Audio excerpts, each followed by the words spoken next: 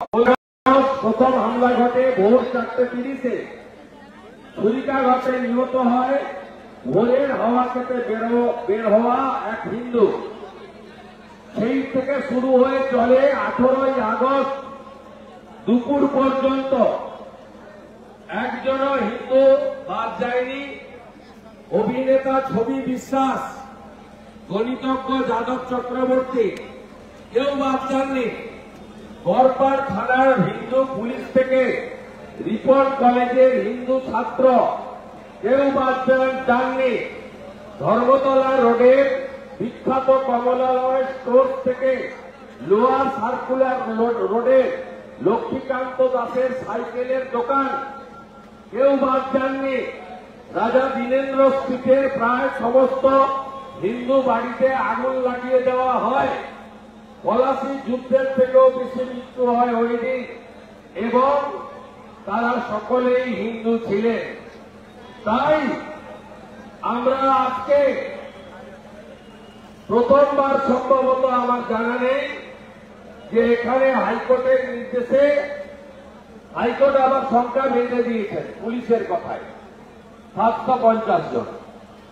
যাই হোক, কালকে স্বাধীনতা দিবসের রেস এখনো কাটেনি, এবং আজকে সন্ধ্যের পর থেকেই শুভ শ্রীকৃষ্ণ জন্মাষ্টমীর অনুষ্ঠানও শুরু হয়ে যাবে। তারও একটা পরিবেশ ইতিমধ্যে আছে, তৈরি হয়েছে। আমি আজকে আমার মনে হয় যে সূচনা আমরা সনাতনীরা একত্রিত হয়ে হাইকোর্ট থেকে অনুমতি আদায় করে নিয়ে করলাম। এটা আগামী দিনে পথ দেখাবে, এবং বর্তমান প্রজন্ম, আগামী প্রজন্ম যাতে আর একটাও দ্য গ্রেট ক্যালকাটা কিলিং না হয়, তার জন্য আপনারা সবাই ঐক্যবদ্ধ হবেন।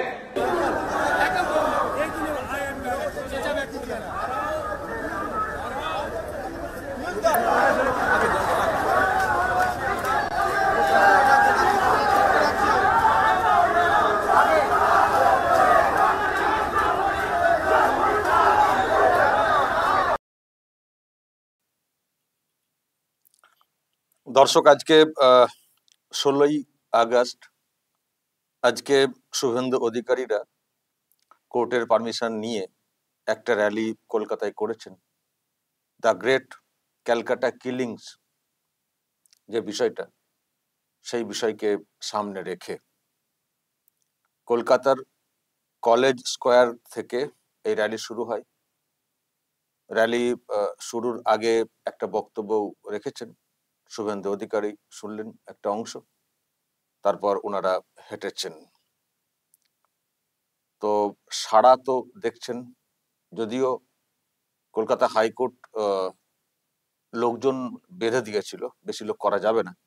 আসলে এখানে শুভেন্দুর কিছু প্রোগ্রাম হলেই তো আপত্তি ওঠে। পুলিশ তো মানে পারমিশন দেয় না শুভেন্দুর প্রোগ্রামে। পুলিশ অভিষেকের মানে প্রোগ্রাম হলে রাজভবনের সামনে, যেখানে 144, মানে যেটা আগের আইন বলছি 144, সেখানেও পুলিশ মানে করতে দেয়, অ্যালাউ করে দেয়, চুপ করে বসে থাকে। আর শুভেন্দু যেথায় প্রোগ্রাম করবেন এই রাজ্যের যে কোনো প্রান্তে, যদি ফাঁকা মাঠে, মাঝ মাঠে ধান খেতেও করেন, সেখানেও দেখবেন পুলিশ পারমিশন দিতে চায় না। তো তখন কি করেন শুভেন্দু? উনি তো আবার আইন মানা লোক, উনি কোর্টে চলে যান, কোর্ট থেকে পারমিশন আদায় করেন। কিন্তু কোর্ট আবার কি করে? পুলিশেরও কথা শুনে শুনে ওই মানে পারমিশন দেয়, কিন্তু ওই লিমিটেড লোক সংখ্যা বেঁধে দেয়। তো এখানেও লোক সংখ্যা বেঁধে দিয়েছিল, এর বেশি লোক নিয়ে যাওয়া যাবে না। তাতেও ভালোই লোক হয়েছে, আরো লোক নামতে চেয়েছিলেন। আসলে এটা তো একটা ইতিহাস, এবং খুব নগ্ন একটা ইতিহাস, খুবই কষ্টের একটা ইতিহাস।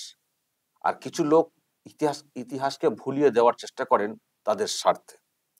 আবার এটা পশ্চিমবঙ্গ, এখানে ওই ইতিহাস বেশি জাগানো যাবে না, কারণ ওই ইতিহাসে তো হিন্দু হত্যার কথা বলা আছে না, বলা আছে বলতে মানে হয়েছে ঘটনা, বলা এমনি এমনি বলা নেই। 1946-এর 16ই আগস্ট সব থেকে খারাপ দিন ছিল ওটা। মানুষকে মেরে ফেলা, হত্যা করা, এবং যারা মারা গিয়েছিলেন ওই দাঙ্গাতে ম্যাক্সিমাম হিন্দু। আপনারা ওনাকে জানেন, এর ইতিহাস। মুসলিম লীগ, তাদের প্রতিবাদ কর্মসূচি ছিল, মুসলিম রাষ্ট্র পাকিস্তান প্রতিষ্ঠা করার লক্ষ্যে তাদের এজেন্ডা ছিল। তো এমন সব হলো, সেই দিন বিরাট ওই রকম ঘটনা ঘটে গেল, মানুষকে মেরে ফেলা হলো। তো এটা ইতিহাস। তারপর দেশ ভাগ হয়েছে, ধর্মের ভিত্তিতে দেশ ভাগ হয়েছে। তো দেশ ভাগ হয়ে পাকিস্তান ভাগ হয়ে চলে গেল, আর বাকিটা যেটা রইলো ভারত।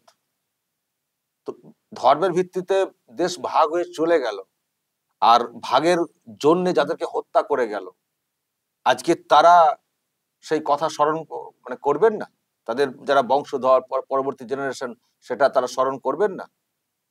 স্মরণ করলে দোষ। সেই ইতিহাস ভুলতে হবে? কেন ভুলতে হবে? আমি তো মুসলিম হয়েও বলছি কথাটা, কেন ভুলতে হবে? ইতিহাস ভুলতে হবে? এইরকম একটা নক্কারজনক ঘটনা হলো, দেশ ভাগ করতে হবে, দেশ ভাগ করতে হবে, পাকিস্তান প্রতিষ্ঠা করতে হবে ইত্যাদি করে, আর একটা মাস কিলিং এরকম করা হলো নির্বিচারে। তো সেটা তো মনে তো রাখতে হবে, মনে তো রাখতে হবে। দেশ ভাগও করবে, ওদিকে চলে যাবে, ভালো থাকবে বলে আবার তোমরা ওখান থেকে এন্ট্রি করবে, আবার সেই এই অংশটাকে দখল করবে। আর আমরা অতীতের কথা মনে করব না, অতীতের কথা মনে করবো না, আবার দেশটাকে ভাগ করতে দেব, চুপি চুপি তাদেরকে এখানে প্রসারিত হতে দেব, বিস্তৃত হতে দেব। এটা তো হতে পারে না। তো এই ধরনের জাগরণ গুলো থাকা দরকার আছে। আর এটা তো ঠিক শুভেন্দুরা যে কথাটা বলে থাকেন, এই যে পশ্চিমবঙ্গ, এটাও তো থাকতো না, এটাও তো চলে যাচ্ছিল, এটা তো নিয়ে চলে যাওয়া হচ্ছিল পাকিস্তানের সঙ্গে। এই পশ্চিমবঙ্গটা রাখা হয়েছিল যারা বাঙালি হিন্দু কার্যত, তারা কেন পাকিস্তানের সঙ্গে যাবে? ধর্মের ভিত্তিতে ভাগ হচ্ছে দেশটা। পাকিস্তান গঠিত হলো মুসলিমদের মানে জায়গা, থাকার জায়গা হিসেবে। তো সেখানে যে বাংলাতে এত হিন্দু রয়েছেন, সনাতনী রয়েছেন, তারা কেন যাবেন পাকিস্তানের সঙ্গে থাকতে? যাদের ভাষা হবে উর্দু, যারা নিজেদের মতো করে তারা এ করবে, কেন তারা সেখানে থাকতে যাবেন? তাদেরকে তো ভারতে রাখতে হবে, ভারতের অংশে রাখতে হবে। সেই জন্য পশ্চিমবঙ্গ তৈরি হয়েছিল। ডক্টর শ্যামাপ্রসাদ মুখার্জি বা অন্যরা, তারা যেভাবে এটা করতে পেরেছেন, ভারতকে ভেঙে পাকিস্তান করা হচ্ছিল, আর পাকিস্তানকে ভেঙে ভারতের সঙ্গে রেখে দেওয়ার কাজটা করেছেন ডক্টর শ্যামাপ্রসাদ মুখার্জিরা। তো সেটা আবার বেদখল হয়ে যাবে। তো যাতে সেটা বেদখল না হয়, তাহলে জাগরণটা বজায় রাখতে হবে। জাগরণ তখনই থাকে যদি ইতিহাস মনে থাকে, যদি ইতিহাস মনে থাকে, যদি ইতিহাস স্মরণে থাকে, তাহলে মানুষ মনে রাখবেন এবং সতর্ক থাকবেন। আবার এই দেশটাকে ভাঙার চেষ্টা হবে না তো। সুতরাং সতর্ক হব। যারা এই কাণ্ড করেছে তারা চলে গেছে, আবার তারা যদি এখানে এসে দখল করে থাকার চেষ্টা করে, তার মানে তাদের আবার উদ্দেশ্য হবে ভাঙা। এটা তো হতে দেবো না। তাহলে ইতিহাসকে তো ভোলা চলবে না। ইতিহাস কেন ভুলবেন? ইতিহাস যদি ভোলা থাকতো তাহলে তো ইতিহাস লেখা হতো না। আর কিছু কিছু ইতিহাসকে জাগিয়ে রাখা হয়, কিছু কিছু ইতিহাসকে ভুলিয়ে দেওয়ার চেষ্টা হয়। তো শুভেন্দুরা বলছেন এটা তো আমরা ভুলবো না।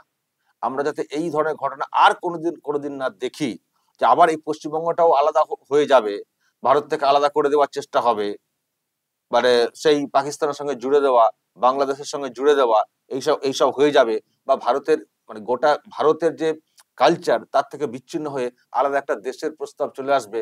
এটা তো হতে পারে না। তো সেটা আটকাতে গেলে তাহলে জাগরণটা রাখতে হবে, জাগরণটা রাখতে হবে। এই না যে হিন্দু হত্যা হয়েছে বলে আমরা পাল্টা হত্যা শুরু করে দেবো, সেটা না। কিন্তু ইতিহাস ভুললে চলবে না। ইতিহাস মানুষকে শক্তি যোগায়, ইতিহাস মানুষকে চেতনা মানে জাগায়, চেতনা বজায় রাখে, যাতে করে মানুষ সতর্ক থাকেন। তো সেটা ভুলবো কেন? যে ঢক্কারজনক ঘটনা ঘটেছে, কতজন স্বজন হারা হয়েছেন, কি ব্যাপক হত্যা হয়েছিল কলকাতার বুকে সেই সময়। এসব কেন ভুলবো? তো সেই ভুলতে চান না বলেই শুভেন্দুরা আজকে এই র্যালিটা করেছেন। ব্যাপক তো সাড়া, আবারও বলছি, যথেষ্টই সাড়া আজকে ছিল, যদিও লোকজন বেঁধে দেওয়া হয়েছিল, ইচ্ছা মতো লোক ওখানে আসতে দেওয়া হয়নি, তাতেও কিন্তু একটা ব্যাপক আয়োজন হয়েছে। আর ওখানে ওই যে স্লোগান, সেটাও উঠেছে, হিন্দু হিন্দু ভাই ভাই, ওটা উঠেছে, যেটাকে আমি অন্তত মনে করি এটা একটা পলিটিক্যাল। আর এটাও নিশ্চয়ই দর্শক নিশ্চয়ই আপনারা ভাবতে পারছেন, যা কিছু হচ্ছে, শুভেন্দুরা যা কিছু করছেন, যেমন এই হিন্দু চেতনা যেমন একটা ফ্যাক্টর, এটাকে বৃদ্ধি করা, তেমনি ওনার যে উদ্দেশ্য রাজ্যে পরিবর্তন। আর এটাও ঠিক, রাজ্যে পরিবর্তন না হলে এই কতদিন এরকম মিছিল করতে পারবেন? এখন হয়তো ওনারা করছেন, ওনাদের মধ্যে জাগরণটা হয়েছে, সেটা আলাদা বিষয়। কিন্তু কতদিন এরকম মিছিল করতে পারবেন সেটা ভাববার আছে। আবার একটা হয়তো ওই রকম দ্য গ্রেট ক্যালকাটা কিলিংস মানে হতে পারে। যদি এই সরকার থাকে, যদি এই সরকার থাকে, এইখানে যা অনুপ্রবেশ ঘটানো হয়েছে এবং সেটাকে চুপ করে করা হচ্ছে, তাদেরকে ঠাঁই দেওয়া হচ্ছে, অদূর ভবিষ্যতে এখানে যে আরো একটা দেশ বা বাংলাদেশের সঙ্গে চলে যেতে হবে বলে একটা মুভমেন্ট হবে না কোন একটা অংশের তরফ থেকে, যারা ওই দ্য গ্রেট ক্যালকাটা কিলিংস করেছিল, সেটা কিন্তু বলা যাচ্ছে না।